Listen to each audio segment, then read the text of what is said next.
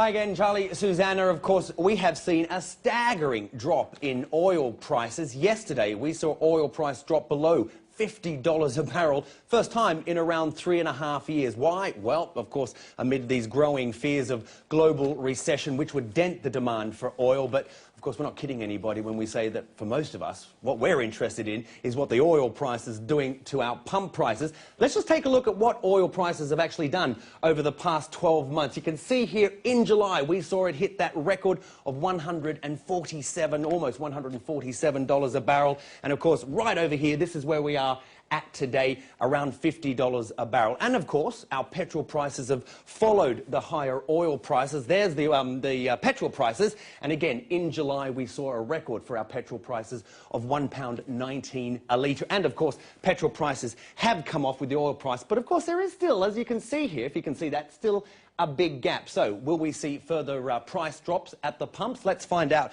because Louise Doherty is from petrolprices.com. It's the, well, petrol price comparison website. There is a big gap. We'll get onto that in a minute, but can we expect to see further petrol price cuts? I think we can, assuming that the price of oil stays low and or falls even further. As oil has continued to fall from the highs in July, like you said, we have seen fuel come down from around, or unleaded come down from around 119 to around 194, 195. So I think that, assuming oil stays low, we could see lower prices. The average price, I believe, for unleaded now is about 94.5 pence. That's right, yeah. But look, there is still this big gap, though, isn't there? So there's certainly more room for these oil producers to pass on to us, right? I mean, I would agree. I would think that that does show that there are more price cuts coming. A lot of people say, are fuel companies passing these cuts on fast enough? Everybody's ripping us off. But I think that the evidence from our website, from the prices that we have on a daily basis, shows that eventually prices do get cut. I mean, supermarkets have been leading the way, and they've done price cuts, since July, and that's what's brought it back down. They've been leading the way. They certainly have been leading the way. Diesel drivers, though, and I'm one of them, feeling a bit penalised at the moment. That's right. Diesel is still about, on average, around 15 pence per litre higher than unleaded.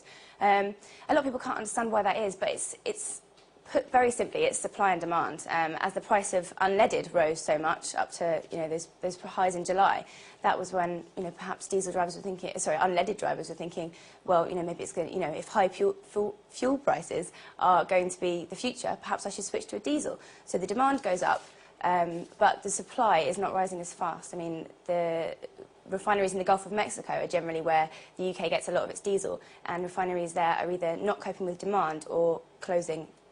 Right, OK, well, Louise Doherty from, of course, petrolprices.com, thanks very much for joining us. And, of course, many also out there believe that we'll see in this pre-budget report on Monday the government perhaps talking, of course, about this levy on our fuel tax once again. That's it. I'll be back very shortly to talk about home repossessions. I'll see you then.